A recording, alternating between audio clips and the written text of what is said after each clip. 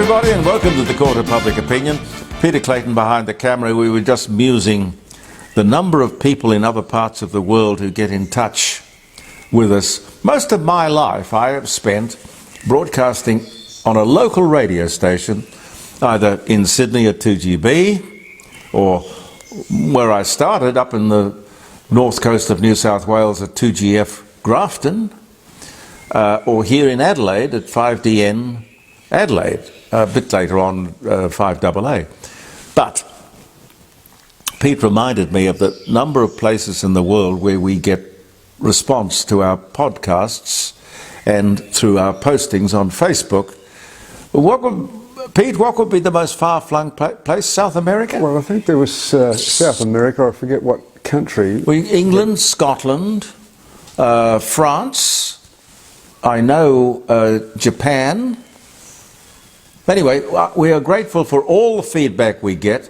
I don't get the opportunity to answer absolutely every comment that people make. I am really,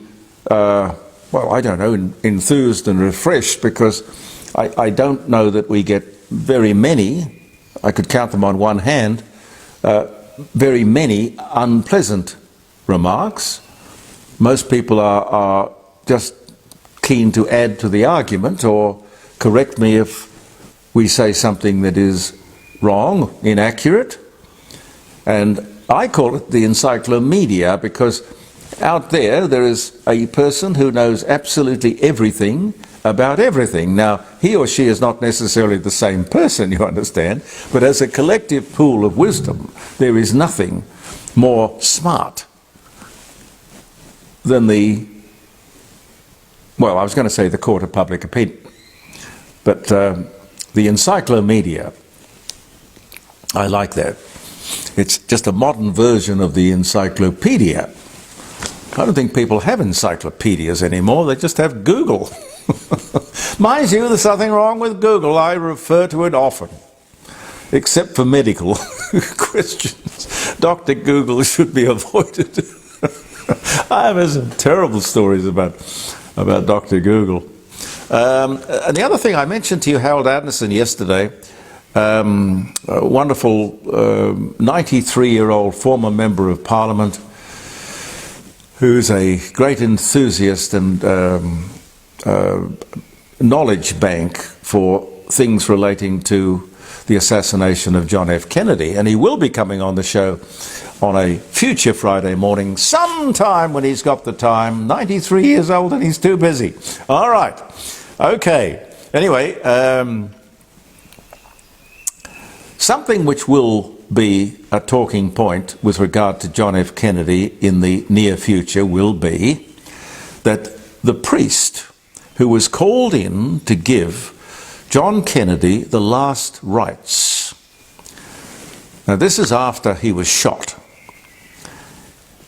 He's at the hospital, the priest. He is ushered into a small ante-room or examination room where the president had been placed. There was the gurney on which the president had been taken to hospital.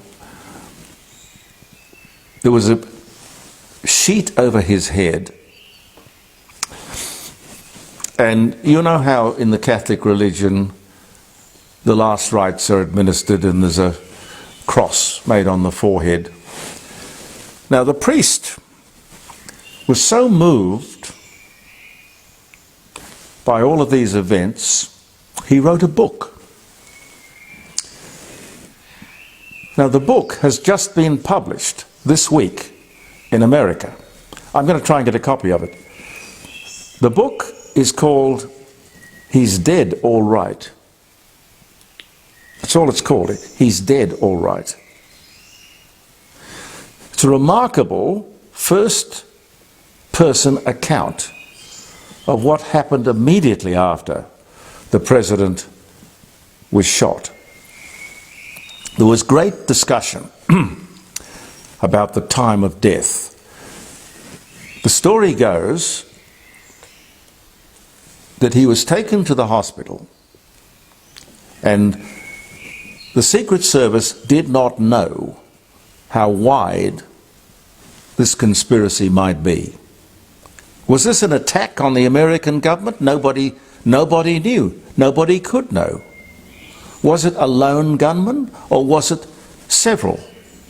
Or was it in fact that he was shot from behind from the second car accidentally by a Secret Service agent who had a loaded and cocked rifle?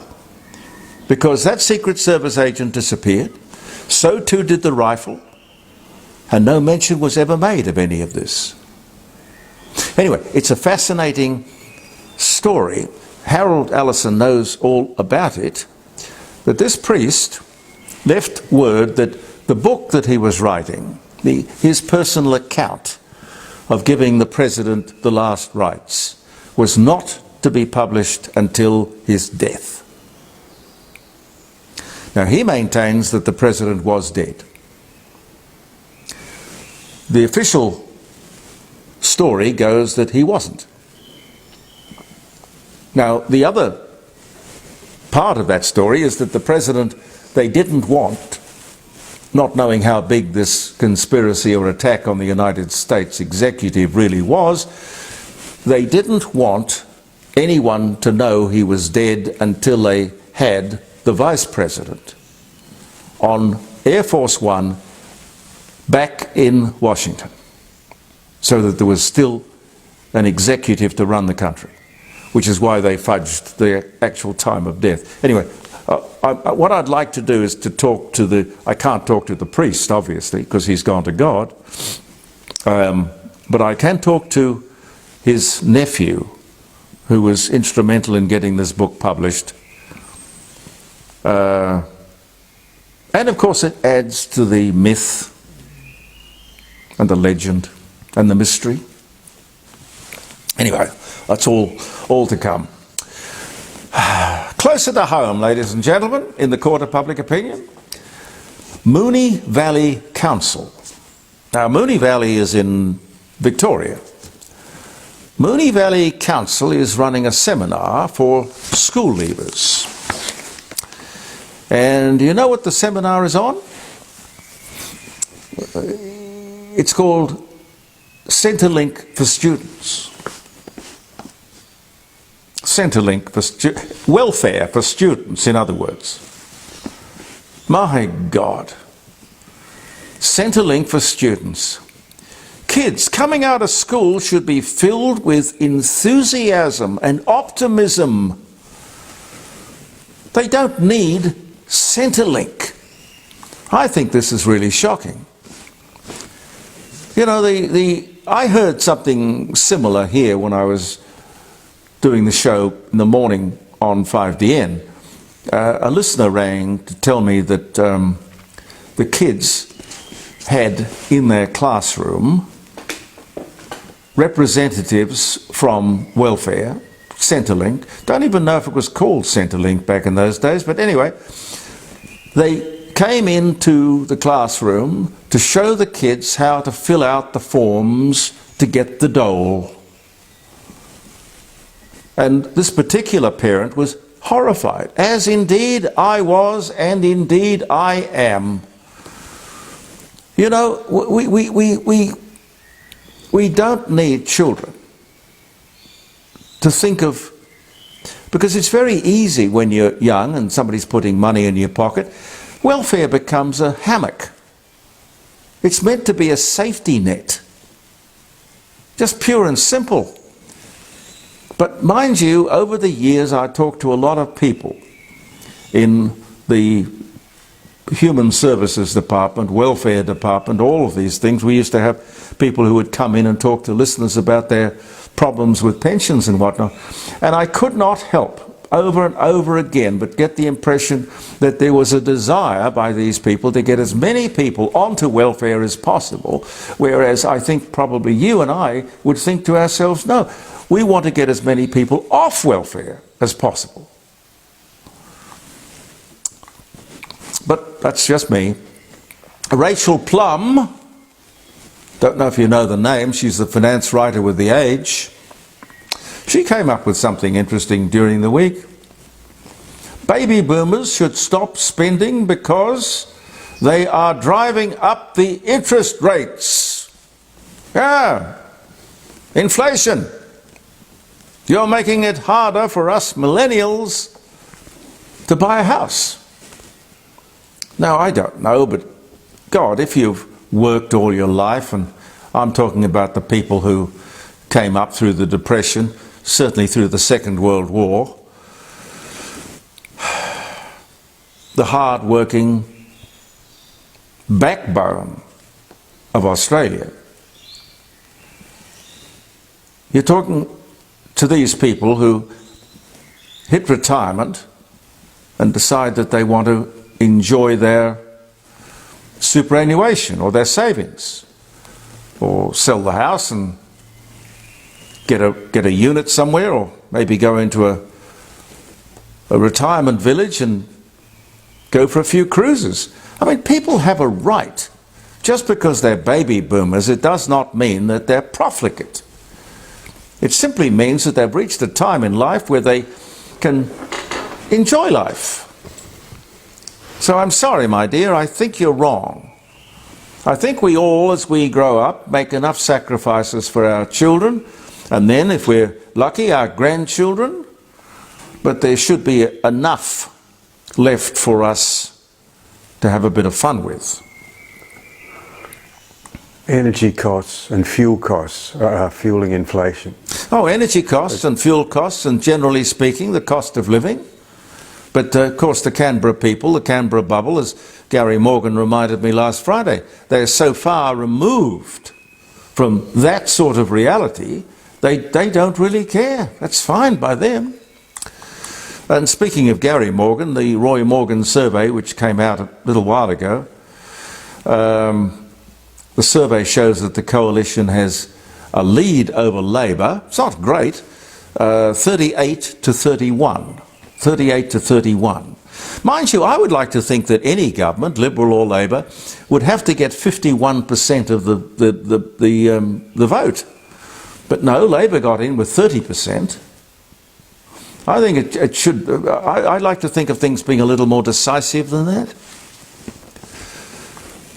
Now, I suggest that this slump in Labor popularity is because of the mess made by this government of the High Court case involving those detainees. You see, Prime Minister, we did notice, we did. If the government thinks it can put a band-aid on this bullet wound, I think they are wrong. Now, I don't know, they're patching up, got legislation in the wings, they're doing this and doing that, but 200, as we were saying yesterday, $255 million to just keep an eye on all these detainees, 138 that need monitoring, 131, I think, that are already monitored with one on the run. Oh, my God. What are you running? Jeremy, that would be annually too, wouldn't it? Well, I suppose they're going to have to do that annually. There's no provision made to put these people back in jail yet. And sometimes I think, what are we doing wrong? What are we doing that our parents and our grandparents didn't do? I think they had a happier and more peaceful and more manageable, affordable life. Boils it down a lot to expectations, of course.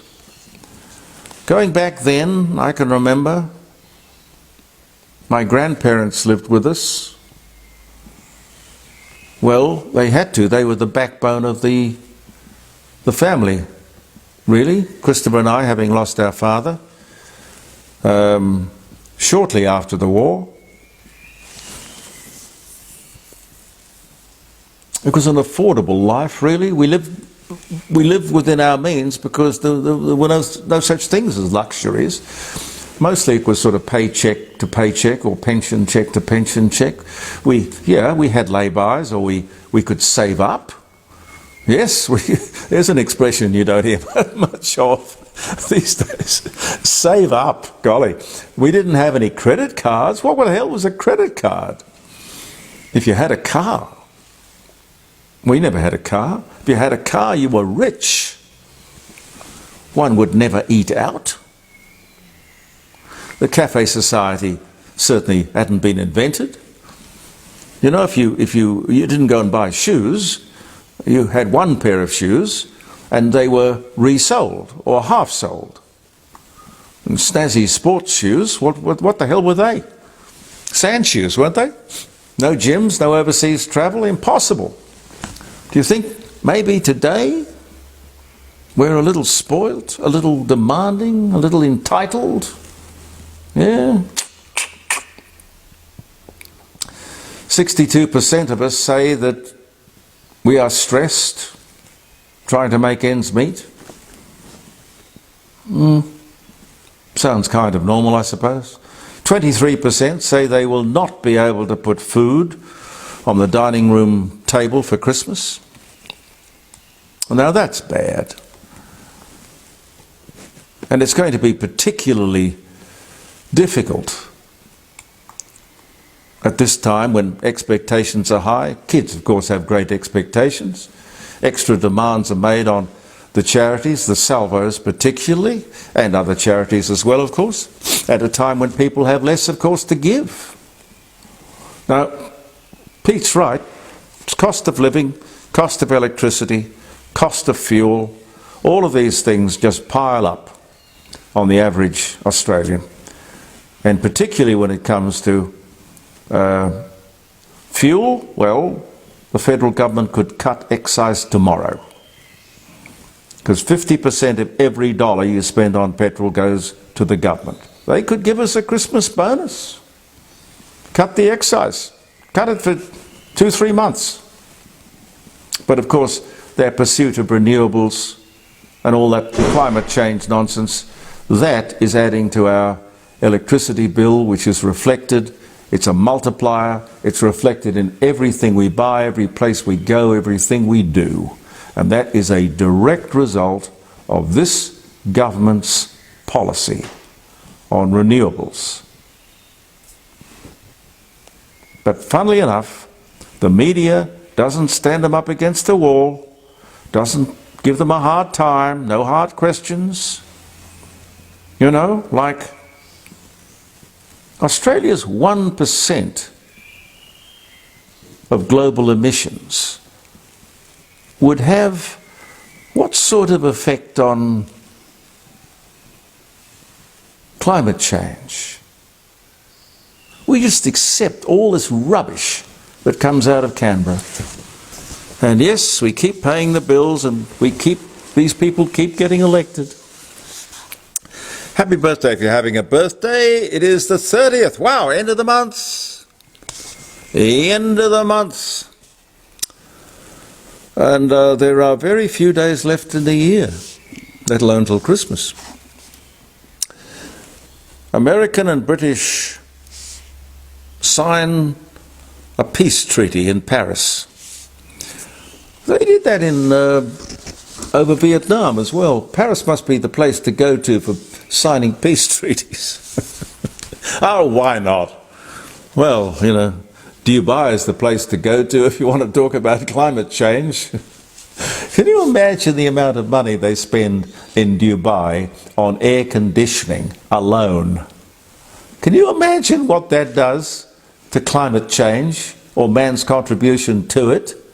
But that's the place the COP28 are going. 70,000 of them, as I reported to you earlier in the week. 70,000 of these gas baggers are going there to talk about climate change. In, of course, the lap of luxury, the lap of air-conditioned luxury. When I make a thing of air conditioning in Dubai, I mean everything is air-conditioned there. I mean the shopping malls, I mean you can't imagine. I mean they air-condition the entire city. Mind you, they don't have the sort of political system that enables the crackpots to stand up and question them. Anyway, where am I? Yes, the Americans and the British sign a peace treaty in Paris, ending the American Revolutionary War. Ah, yes. The War of Independence, 1782, that was. There was a lot of revolution stuff going on there. Oh yes, back even in Paris with the French Revolution. 1900, Irish author Oscar Wilde dies in Paris. 1900, yep. The death of Australian explorer Edward John Eyre. 1901. I still call it Ayers Rock. Edward? Actor Charlie Chaplin makes his film debut in Hollywood. It's called Making a Living. In 1913. He became very good at that. I mean, making a living. And London's famed Crystal Palace, constructed for the International Exhibition in 1851, is destroyed by fire on this day in 1936. I'll give you one more because I am running out of time. Former British colony, Barbados, becomes independent in 1966. Thank you very much for viewing the Court of Public Opinion, ladies and gentlemen. I hope you'll join me tomorrow morning at 9 o'clock. We'll be at the dining room table live streaming jeremycordeaux.com. You can get it on your phone, you can get it on your iPad, you can get it on your computer. Where else can you get it, Pete? Well, I think that pretty well covers it. Covers it? Yeah. I can be in your pocket or on your table. Simple as that. We have some very interesting guests for you to meet, and we'll take phone calls. You can ring us. I've got some music for you. We've got some comment. Most importantly, the only thing missing from the equation is you. 9 o'clock, jeremycordeaux.com. We'll see you on Monday. I'm Jeremy Cordeaux. Peter Clayton and I believe in yourself. Bye for now.